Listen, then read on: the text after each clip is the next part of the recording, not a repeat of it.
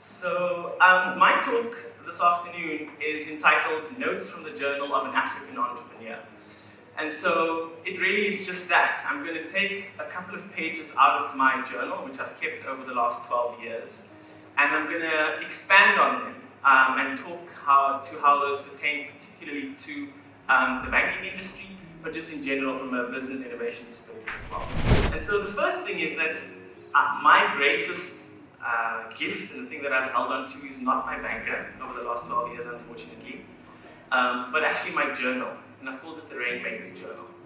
And so this is comes from the understanding that as an entrepreneur, no one's actually going to understand your story. And when you write things down, it changes the frequency of it. It becomes real. And so over the last 12 years, all my really good ideas have come from my journal. All the really bad ideas have come from my journal, and of which there have been many. And so today, it is really simple for me to be able to go back and look through my journal and actually pull out a few texts and say, how does this pertain to an audience as we have today? So the first one is, where are you working now? Have you ever said that to anybody? Where are you working now? So, what job are you doing? So we have this deeply set employee mindset as people. So my whole life for the last 12 years, I'm like, no, I don't really work anywhere. I started a business, at the time for the first 3-4 years, you're like 3 people in a little warehouse in Woodstock. And so do we think about how we speak to people and how we engage with them? Do our education systems say, where are you going to start a business and employ people? Or do we say, where are you going to get a job? And so I think that's the first thing I really want to land with you today, is that we live in a world that deeply sort of is biased towards people who have a job. Where are you working now? Mohammed Yunus in Banking to the Poor says that people who get corporate jobs are like soaked in warm water. All the hardy edges are sort of like washed off because it's just so comfortable. And so the first thing I want to say to you is that where are you working now is something that is deeply difficult for people who are trying to be entrepreneurs out there. The second one is directly related to that, and it says, picture me in my office, just lie and say I have a job. Okay? And where does that come in?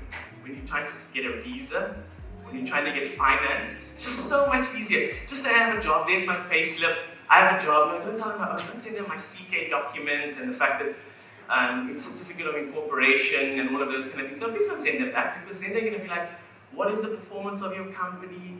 What's happened? Please send me 20 years of financials, all of those kind of things. It just doesn't work. So my employees, of which I have 100 today, are in such better place to get finance, so the irony of all of this is that I'm the person that wakes up in the morning to create employment for people, and I don't get a visa, and I don't get a loan for my house.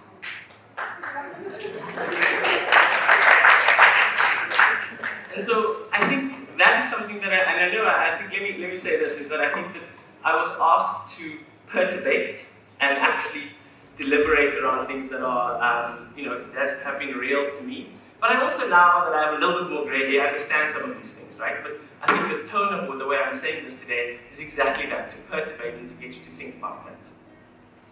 The next one, and this is less sort of prevalent today because of the emergence of all of these technologies, is, yes, I'll meet you in Durban, right? No problem. Me as a 22-year-old, I'll meet you in Durban. I can't book a flight because I don't have a credit card. And I certainly can't hire a car. So if I told you the whole number of stories of how I would have to get to the point before you could go to a shop, right, and checkers and actually buy a kind of cash, a mango flight cash, it was really difficult for me to even book a flight. If you come from a family and you come from a background that doesn't have a credit card.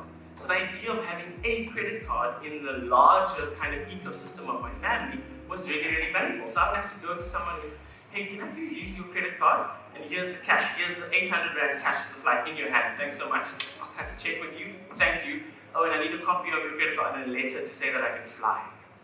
Some of the really basic things. We can sit here till we're blue in the face and theorize and bring academics and business people and policymakers together, but if we don't understand the reality on the ground, then we've really lost what we need to understand from today's conversation. From train to Tazz.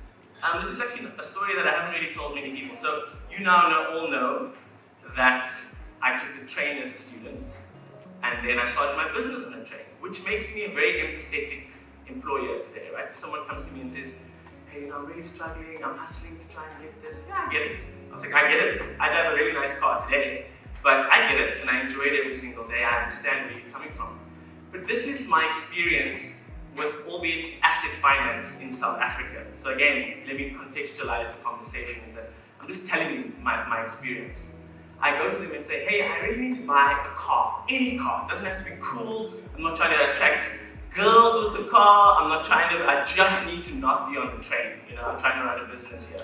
And I can't even hire a car, so let me just buy one, right? So my experience with McCarthy Toyota in Kenilworth, Cape Town, was that they could sell me a Tazz for 40,000 rand. Yes, great. And he says, I know a guy at finance, I'll tell him to jump through some hoops, because I have 0 credit rating. So, I know the guy, he'll do it. Anybody want to guess what my interest rate on my car was? Anybody?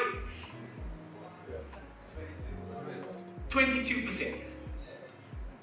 Took me, luckily I could pay a little faster, 22% interest for a 22-year-old guy trying to start a business. At the time I was like, absolutely, great, thanks very much. The car hardly worked. After a year I was like push-starting it down the hills of Woodstock. And that's kind of what happened. That was neither here nor there, but I had a car. But that's my experience. And so, as I said to you before, my only friend along this journey has been my journal, not the bank.